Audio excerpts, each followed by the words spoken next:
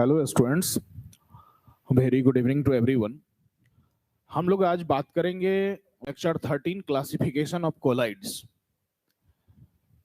और classification of colloids पिछले class में हम लोग कोलाइडल सॉल्यूशन, कोलाइड के इंट्रो पार्ट को समझे हुए थे, फिर ट्रू, सस्पेंशन, कोलाइडल ये सब का केस समझे हुए थे, उसके अंतर सबको समझे हुए थे। लेकिन आज हम लोग बात करेंगे कोलाइडल सॉल्यूशन के क्लासिफिकेशन, वर्गीकरण का। तो सबसे पहले वर्गीकरण की बात समझिए और वर्गीकरण बंटवारा करते क्यों है उसको समझिए। आप देखिए, कोई भी चीज का वर्गीकरण, बंटवारा, क्लासिफिकेशन इसलिए हम लोग करते हैं कि कम समय में आसानी से अध्ययन हो जाए, और कम समय में आसानी से सारा चीज अध्ययन हो जाए, सही सही हो जाए। तो उसके लिए हम लोग क्या कर देते हैं, कोई भी चीज को बांट देते हैं, जिसे हिंदी में आप वर्गीकरण और इंग्लिश में क्लासिफिकेशन टर्म नाम देते हैं। हम लोग भी वही करने जा रहे हैं, कोलाइडल सॉल्यूशन को बंटवारा करने जा रहे हैं। और कोलाइडल सॉल्यूशन को बंटवारा करने का 3 आधार है। एक पहला आधार क्या है, the state of phase and medium, यानी जो घुला, जिसमें घुला, वो दोनों की अवस्था क्या है, सॉलिड है, लिक्विड है और गैस क्या है, उस अवस्था के आधार पर। दूसरा जो हम लोग करेंगे वर्गीकरण, वो प्यार के आधार पर, वो आपको समझ में आ जाएगा। मतलब फेज और मीडियम के बीच में किस तरह का प्यार है, स्टेबल वाला प्यार है, अनस्टेबल वाला प्यार है, उसके आधार पर हम लोग बंटवारा करेंगे। और तीसरा फिर हम लोग पार्टिकल के साइज, यानी फेज मीडियम के पार्टिकल के साइज के आधार पर बंटवारा करेंगे। तो चलिए हम लोग पहला बात करते हैं और पहले बंटवारा को शुरुआत करते हैं। तो पहला जो हमारा क्लासिफिकेशन है, फर्स्ट, या पहले लिख सकते हैं, there are 3 types of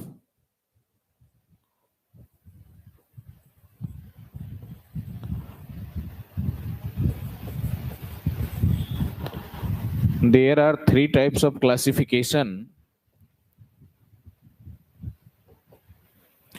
There are 3 types of classification of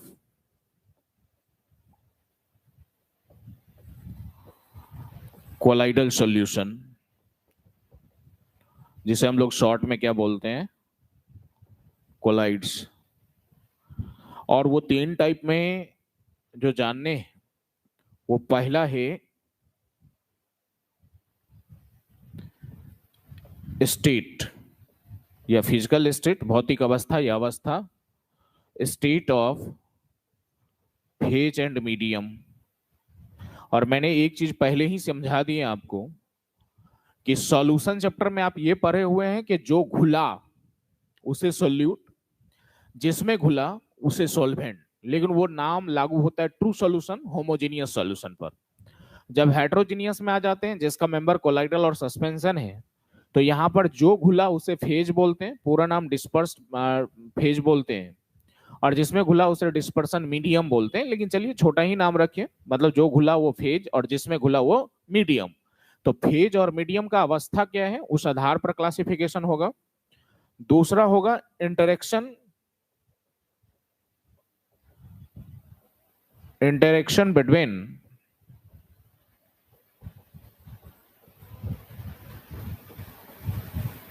phase and medium, medium और फेज और मीडियम के बीच, यानी जो घुला और जिसमें घुला उसके बीच में किस तरह का संबंध है, अच्छा प्यार वाला संबंध है या नफरत वाला संबंध है, उसके आधार पर। इसलिए हम लोग को हेडिंग में देना पड़ा क्या, इंटरेक्शन।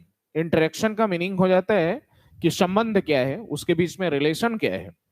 तीसरा टर्म आते हैं हम लोग, और ये तीसरे टर्म जो जानेंगे वो पार्टिकल के साइज के आधार पर। शॉर्ट में ही दे देते हैं, साइज ऑफ पार्टिकल्स, फेज और मीडियम के जो पार्टिकल्स हैं उसके साइज के आधार पर। तो शॉर्ट में ही दे दिए, साइज ऑफ पार्टिकल्स, पार्टिकल्स के कण के आधार पर। तो हम लोग जो कोलाइडल सॉल्यूशन को बांटेंगे, वो कोलाइडल सॉल्यूशन को बांटने का हमारा 3 आधार है। 3 आधार में पहला ये है कि जो घुला, जिसमें घुला, वो सबका अवस्था क्या है, मतलब सॉलिड, लिक्विड, गैस के कंसेप्ट के आधार पर हम लोग बंटवारा करेंगे। दूसरा हम लोग interaction between phase and medium, यानी disperse phase and dispersion medium के बीच में संबंध क्या है, लव का मतलब प्यार का, प्यार अच्छा है या नफरत है, उसके हिसाब से जो आपको क्लियर समझ में आएगा भी, वो हम लोग अगले लेक्चर में बात करेंगे। और फिर तीसरा हम लोग पार्टिकल के साइज के आधार पर। तो चलिए हम लोग आज का लेक्चर रखते हैं किसके आधार पर, तो state of phase and medium, यानी फेज और मीडियम के अवस्था के आधार पर। ये तो फिर आप लिख लेना बाद में, अभी आप बस समझते चलो। तो फिर हम लोग अगला इसके पहले को स्टार्ट लेते हैं। तो पहला हमारा टर्म है क्या,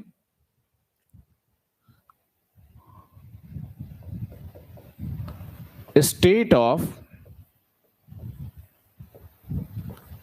फेज एंड मीडियम। इसके आधार पर हम लोग को जानने हैं कि भाई ये इसके कोलाइडल के कितने टाइप होते हैं। तो फेज और मीडियम के आधार पर जो जानने हैं, तो हम आपको उसमें कर क्या रहे हैं जरा वो देखिए। सबसे पहले क्या कर रहे हैं, यहां लिख दे रहे हैं फेज, ठीक है, क्योंकि फेज मीडियम के साथ मिक्स होगा, फेज ही घुलता है, जो घुल, या दूसरी भाषा में इसे सोल्यूट बोलिए, इसे सॉल्वेंट बोलिए। तो फेज हुआ, फेज के बाद ये मीडियम हुआ, और फेज मीडियम के बाद हम लोग को मिलेगा कोलाइड्स, ठीक है, और उसके बाद हम लोग उसका देंगे एग्जाम्पल, उस कोलाइड्स का एग्जाम्पल्स, ठीक है।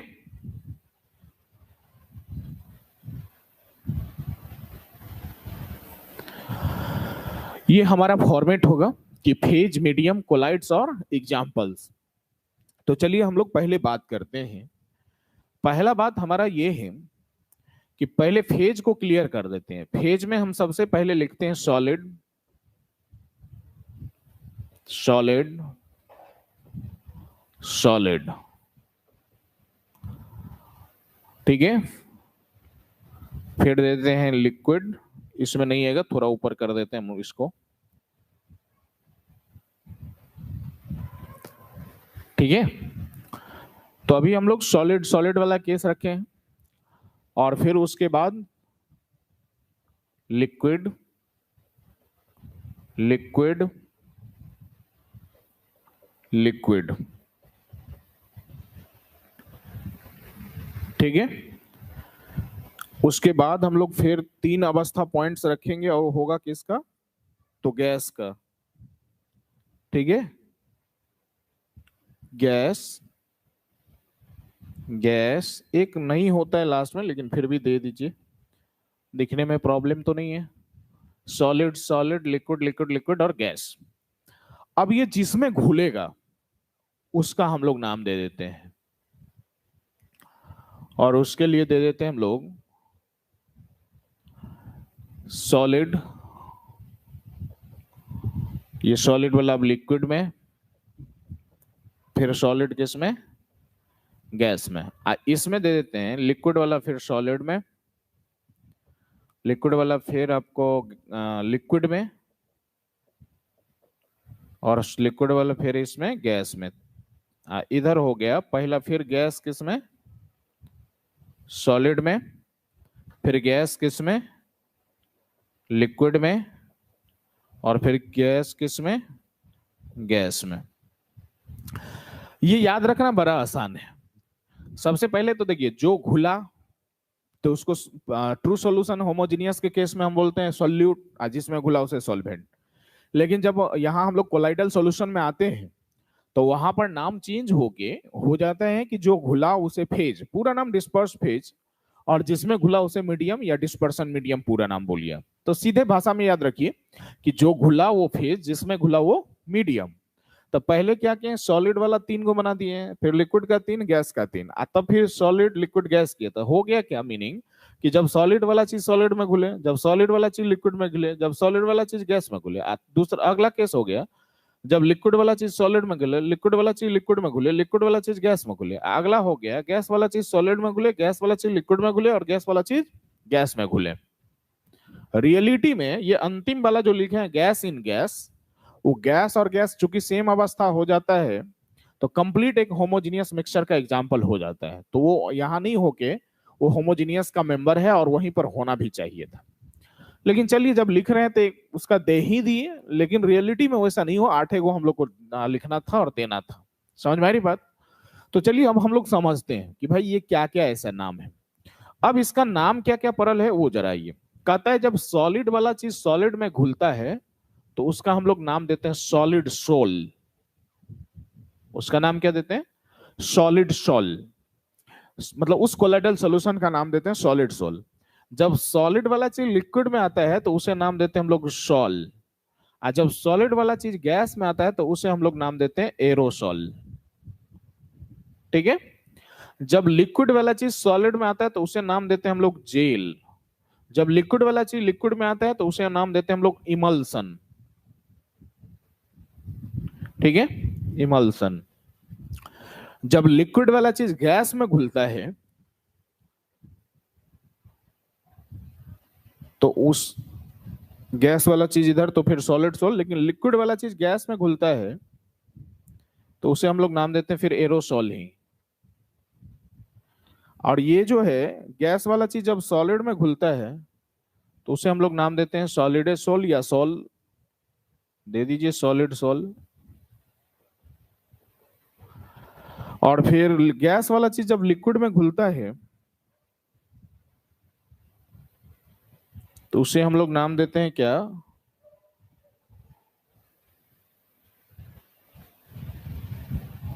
फोम, या एरोसोल भी इसके लिए भी बोल सकते हैं। गैस वाला चीज के लिए हम लोग सीधे होमोजेनियस मिक्सचर नाम दे देते हैं, तो यहां का वो मेंबर है ही नहीं।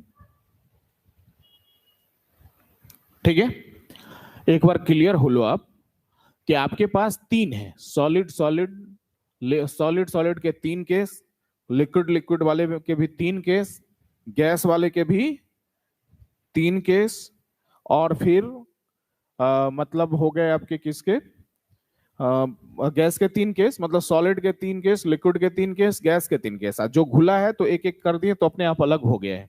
सॉलिड वाला चीज सॉलिड में, सॉलिड वाला चीज लिक्विड में, सॉलिड वाला चीज गैस में, फिर लिक्विड वाला चीज सॉलिड में, लिक्विड वाला चीज लिक्विड में, लिक्विड वाला चीज गैस में, फिर गैस वाला चीज सॉलिड में, गैस वाला चीज लिक्विड में, गैस वाला चीज गैस में। क्लियर हो गया चीज? उसका जो स्पेसिफिक नाम है वो सबको दे दिए। अब आपको सोचना क्या है, तो एग्जाम्पल, कि भाई एग्जाम्पल, मतलब एग्जाम्पल जो है क्या क्या इसके बनते हैं। तो एग्जाम्पल क्या क्या होगा जरा उस पे आप आओ। तो एग्जाम्पल में अलग कलर के पेन से चलिए आते हैं।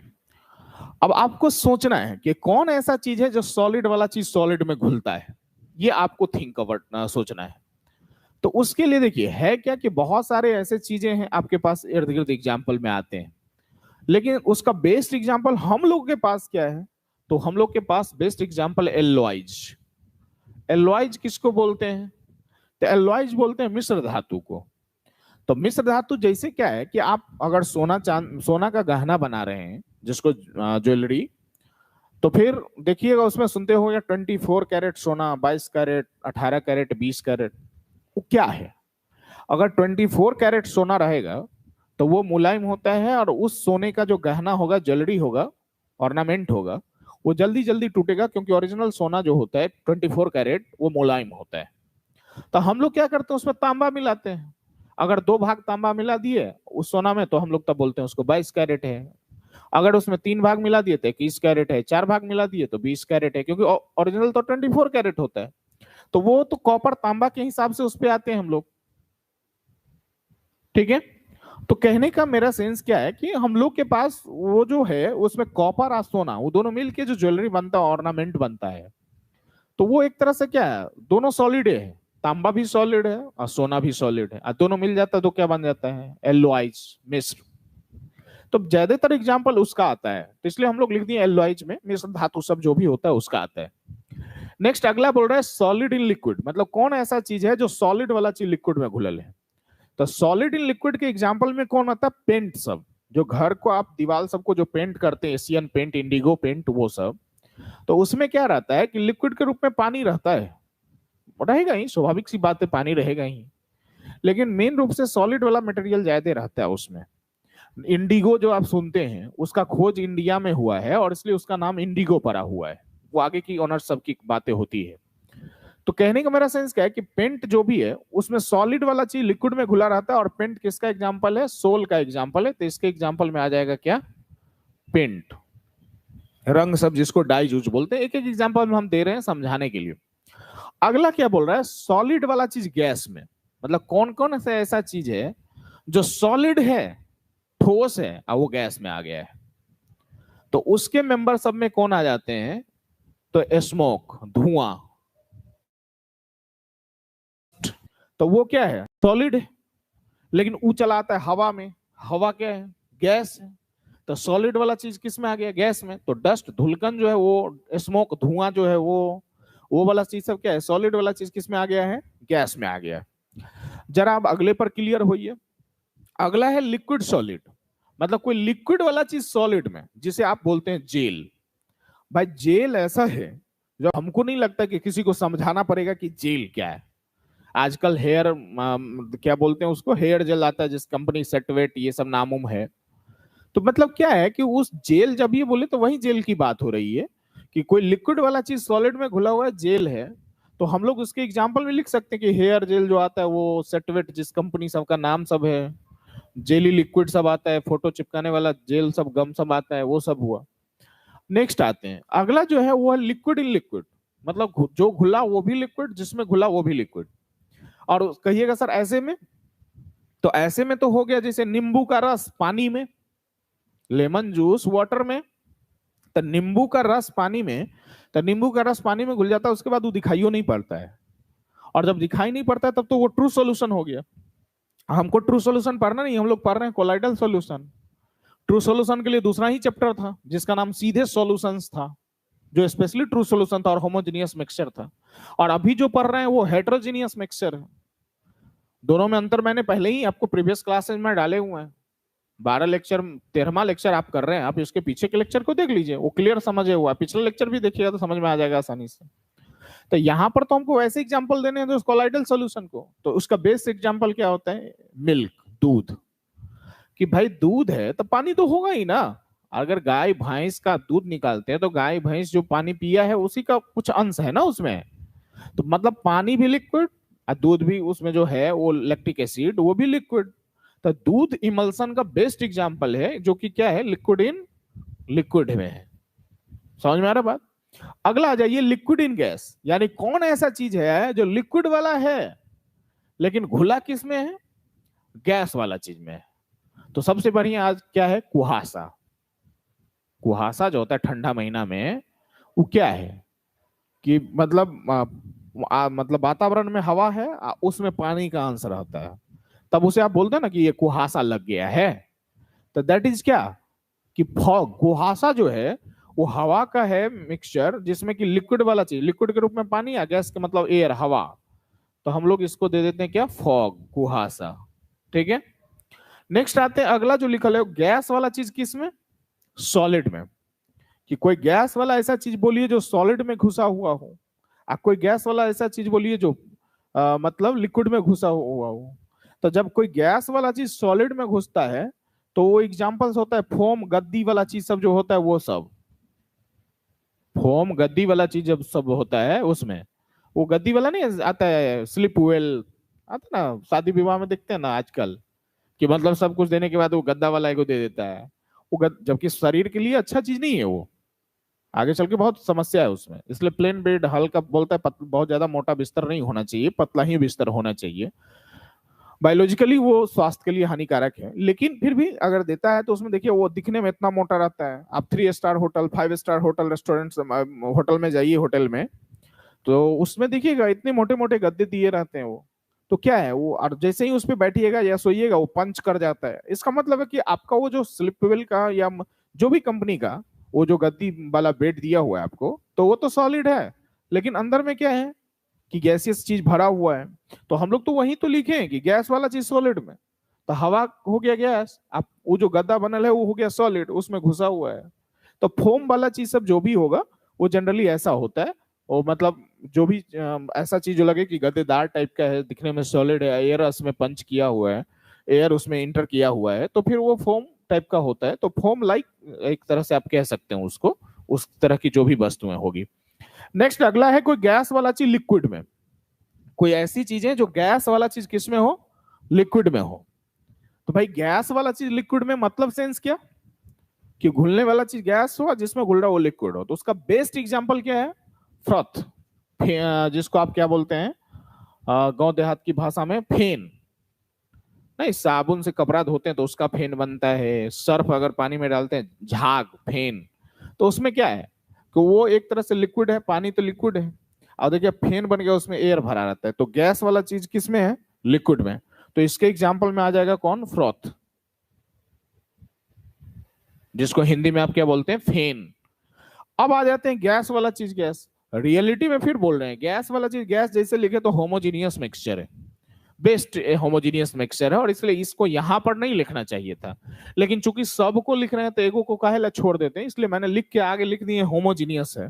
लेकिन इसके एग्जाम्पल में क्या होगा? तो गैस वाला चीज गैस में तो एयर सब जो है, हवा सब जो है, उसमें है ये है ना N2O2, मतलब नाइट्रोजन गैस, ऑक्सीजन गैस, मतलब कोई भी गैस ही गैस में मिक्स है, तो एयर मिक्सचर आप बोल सकते हो उसमें।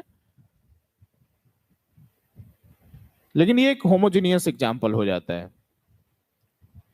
तो आप क्या देखें? ओवरऑल, ओवरऑल आप यही देख रहे हैं कि आपके पास रियलिटी में स्टेट, अवस्था, सॉलिड लिक्विड गैस के आधार पर ये टोटल देखिए, लिखने और दिखने में लग रहा है 9, मतलब लिखने और दिखने में लग रहा है 9।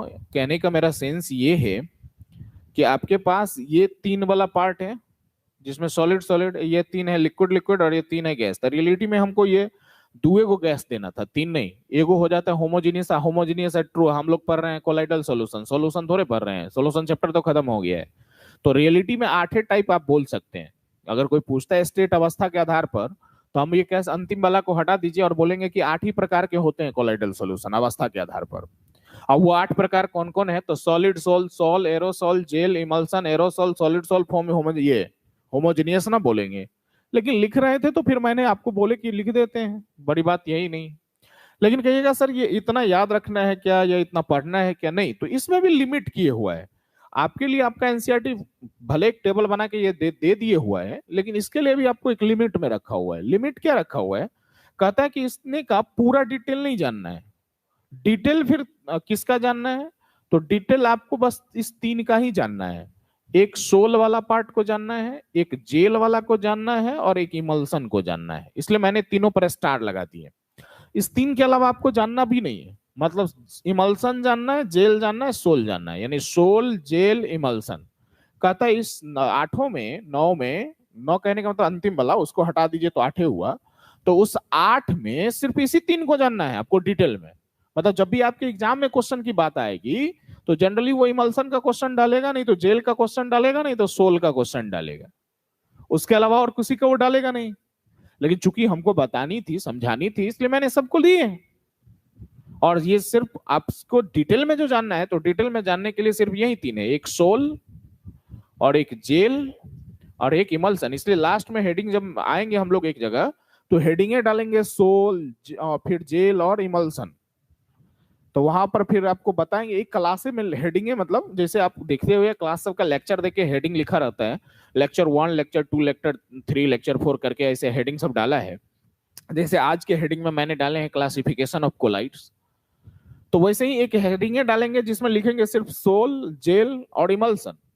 और ज्यादातर क्वेश्चन आपके बोर्ड और कहीं पर पूछता है तो वो इमल्सन वाले पार्ट का पूछता है। तो ये एक कंप्लीट एनालिसिस किसका था? तो अवस्था के आधार पर, अवस्था के आधार पर कोलाइडल सॉल्यूशन कितने प्रकार के होते हैं उसकी हम लोग बातचीत किए हैं। हमारा नेक्स्ट लेक्चर जो होगा कल 14वें लेक्चर, उसमें हम लोग बात करेंगे किसके? इंट्रैक्शन। इंट्रैक्शन का मीनिंग होता है क्या कि किस तरह का संबंध है फेज और मीडियम के बीच, उसके आधार पर हम लोग उसका चर्चा करेंगे। और वो चर्चा हमारा रहेगा मतलब फेज और मीडियम के बीच में कैसा संबंध है, कैसा प्यार है, कैसा नफरत है, जो कल का क्लास हमारा होगा। टाइम हमारा यही होगा, और अब डेली आपके लाइव क्लास यूट्यूब पर होंगे इस तरह के चैप्टरों का। बड़ी बात हम आपको ये भी बता दें कि अब देखते हैं कुछ ये है कि बस मतलब इस पे आप आ रहे हैं, जैसे ही ये सरफेस केमिस्ट्री खत्म होगा तो फिर एक नए चैप्टर को हम लोग या कुछ इस तरह से हम एडजस्ट करके चलेंगे कि जो बड़े बड़े चैप्टर हैं, नंबर कम है, फिर उसको इस पे स्टार्ट लिया जाए। या देखेंगे बहुत ज्यादा बच्चों का समस्या कुछ इस तरह का है, यूनिवर्सल प्रॉब्लम वाली बात, तो फिर उस तरह के चैप्टर को हम लोग लेके चलेंगे। तो मिलते हैं हम लोग कल के क्लास में, तब तक के लिए सबों को शुभ रात्रि। Thank you.